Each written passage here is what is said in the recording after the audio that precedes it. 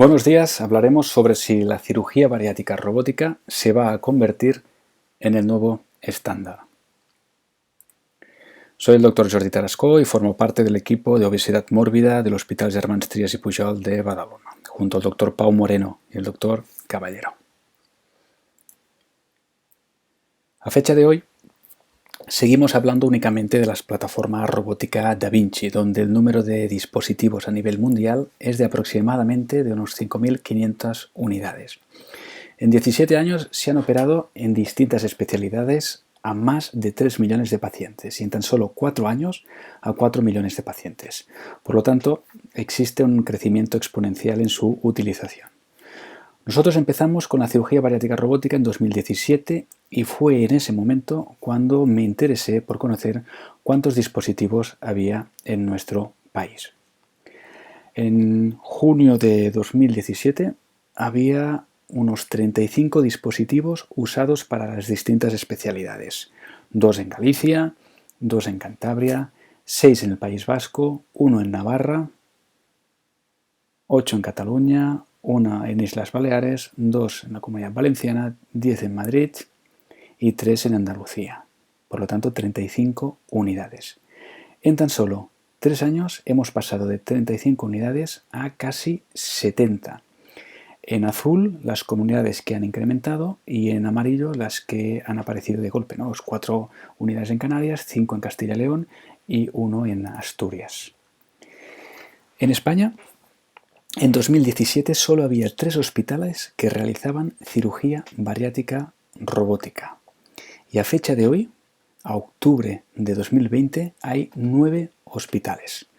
Recogí los datos hasta enero de 2020. Fijaros, Vallebrón fue el pionero, 2010, 2016 Marqués de Valdecillas y luego en 2017 nosotros. 2018 el Hospital Universitario Río Ortega, 2019 Josep Trueta de Girona, Centro Médico Asturias, con un total acumulado de 694 casos.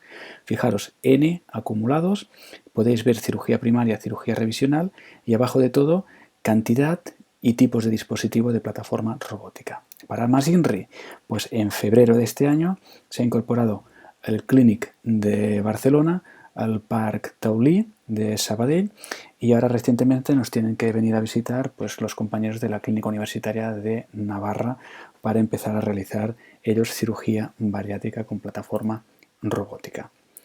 Pero, ¿por qué este incremento de su uso en cirugía bariátrica en estos 3 años?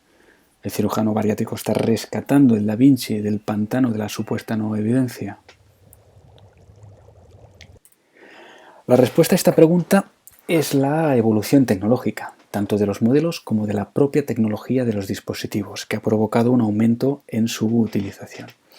Esta diapositiva es muy significativa. El modelo XY aparece en 2014, evidenciando un salto tecnológico abismal, material y prestaciones respecto al SI, y esto justifica que actualmente la especialidad quirúrgica que más usa el robot Da Vinci sea cirugía general por encima de especialidades históricamente vinculadas al robot como puede ser urología o ginecología.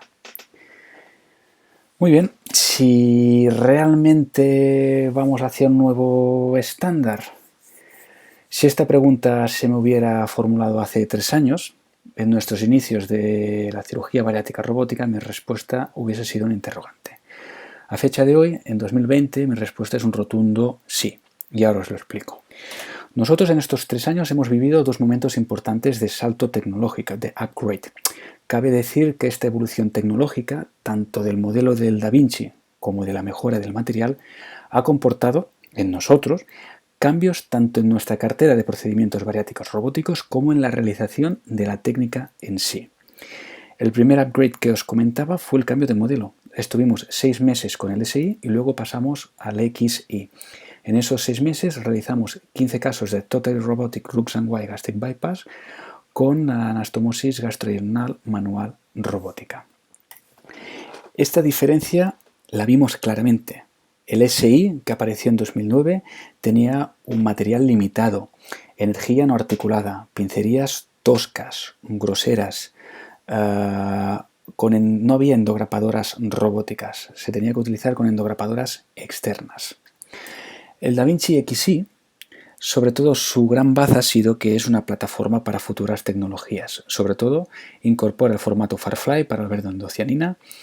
Viene con un simulador que se puede añadir, el XR Skill Simulator, que tiene una resolución, unos gráficos como si fuera esto una videoconsola de última generación. Inicialmente en 2014, cuando aparecieron las endograpadoras de 45, 2 líneas de grapas, y al cabo de unos cuantos años, en marzo de 2019, ha habido pues la mejora, las cargas de 60, 3 líneas de grapas totalmente articulables. Lo mismo pasó con la energía. En el 2014 salió el Vessel Sealer, un dispositivo de energía articulado, pero en 2018 sacaron el upgrade, la mejora, con un 30% más pequeño.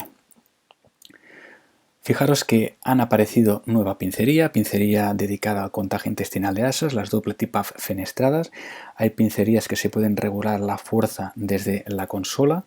Yo creo que lo más importante del modelo Xi, que es el único que lo tiene, es su pluma. Su pluma permite poder acoplar el robot en cualquier lado del paciente, en 360. Fijaros en esta imagen, el Xi permite acoplarlo en distintas posiciones y además permite trabajar lo que se llama en formato multicuadrante, cosa que no se puede realizar ni con el SI ni con el X. Es por esta razón que se puede hacer un SADIS realmente, totalmente robótico, sin necesidad de mover la mesa con el DaVinci Xi. Está en Estados Unidos, todavía no está en España, pues es la evolución del Vessel Sealer, es más pequeño, con una punta de disector que será seguramente mucho más favorable para realizar el bypass gástrico.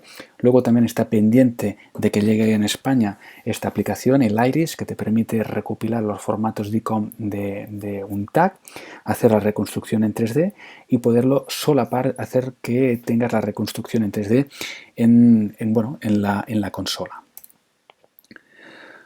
Fijaros que nosotros en 2018, lógicamente, a pesar de que en el 2014 ya había endograpadoras robóticas con 2 líneas de grapas, nosotros, aplicando el sentido común, dijimos de no realizar gastrectomías verticales robóticas con estas endograpadoras. Y seguimos con el Totally Robotic Roux and Wye Gastric Bypass con endograpadoras externas. Realizamos 51 casos, inicialmente fueron manual robótica y ya luego pasamos a la mecánica lineal, endograpadoras externas para intentar realizar el mismo procedimiento que hacíamos con la laparoscopia. Es en el año 2019, en marzo, cuando aparece este nuevo upgrade, este punto de inflexión en la tecnología donde aparecen las cargas de 60 y es a partir de aquí cuando se acuña una nueva terminología y se nos permite hacer una ampliación de la cartera de procedimientos.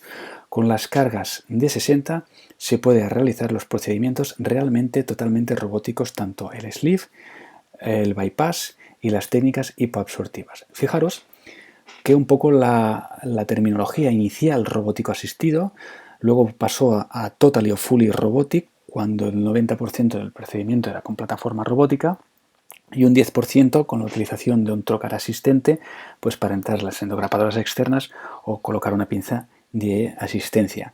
Pero con la Sureform de 60 en marzo de 2019, que tuvimos la suerte nosotros de ser los testers en España y que todavía no están del todo introducidas, que hay muchos hospitales que hacen bariátrica robótica y que no las tienen, pero se puede. Fijaros que no llevamos muchos casos, pero se puede realizar los procedimientos realmente totalmente robóticos sin necesidad de trocar de asistencia y con las endograpadoras robóticas, la cual cosa permite reducir el número de trócares. Fijaros, 4 trócares para el RTR Roux and Wye Gastric Bypass, RTR SG, 4 trócares y para el SADIS también 4 trócares. La N es el separador hepático de Nathanson. Llegado a este punto, muchos me preguntaréis, bueno, esto está muy bien, pero ¿qué pasa con la evidencia? ¿No? Es el lado oscuro de la plataforma robótica, la evidencia. Me gustaría, entre todos, y a lo mejor puede ser motivo de controversia y discusión, de hacer un poco de reflexión. Fijaros en este artículo 2018, una revisión sistemática y un metaanálisis comparando el bypass gástrico laparoscópico y el robótico. Concluye que no hay diferencias significativas en resultados clínicos y que el robot tiene más coste y tiempo de quirófano. Luego hay que añadir la coletilla que añade también en las conclusiones, ¿no? De que es necesario estudios de más potencia, largos, randomizados. Pero la reflexión es esta. Si en estas revisiones sistemáticas se cogen pues, estudios que van del 2009 hasta 2017, 2018, hay que tener presente lo siguiente. Claramente hay un problema de heterogeneidad de grupos, ¿no? Es decir, grupos heterogéneos en cuanto a relación a plataforma robótica. No es lo mismo operar con el SI, con el XY o con el X. ¿De qué estamos hablando? ¿De robótico asistido? ¿De totalmente robótico? Bueno, es que todavía no estaba el RTR. ¿Qué técnica quirúrgica, ¿no? De anastomosis? Muy pocos artículos hablan de una correcta definición de qué se entiende por el operative runtime, ¿no? Que es el setup, el docking y el surgery time, que es de skin to skin. ¿Qué pasa con la curva de aprendizaje? ¿Qué pasa que si el cirujano principal ha realizado horas de vuelo con el simulador? Si los centros son de alto o bajo volumen, ¿es siempre el mismo equipo de enfermería? Pensad de que existe el sesgo de selección. Nosotros, por ejemplo, la disponibilidad que tenemos para realizar cirugía bariátrica con la plataforma robótica es de un 60%. Es decir, si al mes realizamos 10-12 casos, pues realizamos 5 o 6 por disponibilidad. Entonces, cuando una vez has hecho la curva de aprendizaje, los 20 primeros casos, después, de forma natural, pues tiendes a hacer una selección de pacientes. Normalmente son los casos de superobesidad, casos complejos, cirugía de revisión o aquellos bypasses que realmente pues, sean hombres, IMC alto, y tengan cierta dificultad. Hay un sesgo de selección, sobre todo cuando tienes el 100% de disponibilidad. ¿Qué pasa con el dolor posoperatorio? No sé si nos da tiempo, pero en la plataforma robótica hay una percepción subjetiva de que el paciente tiene menos dolor. Seguramente será la abolición del Lebrandt-Fulcrum Effect que te permite la plataforma de que el paciente luego tiene menos dolor. La inmensa mayoría de estos estudios son Ns bajas, unicéntricos, retrospectivos y muchos no hablan lógicamente todavía de parámetros de pérdida ponderal. Luego existen papers que se basan de la plataforma robótica obesidad de grandes bases de datos como la MBS IQIP. No diferencias significativas en resultados clínicos, más coste y más tiempo de quirófano, pero hay que ser consciente que esto está acotado en el tiempo. Estos estudios de grandes bases de datos puede que no reflejen el estado actual de la cirugía bariátrica robótica.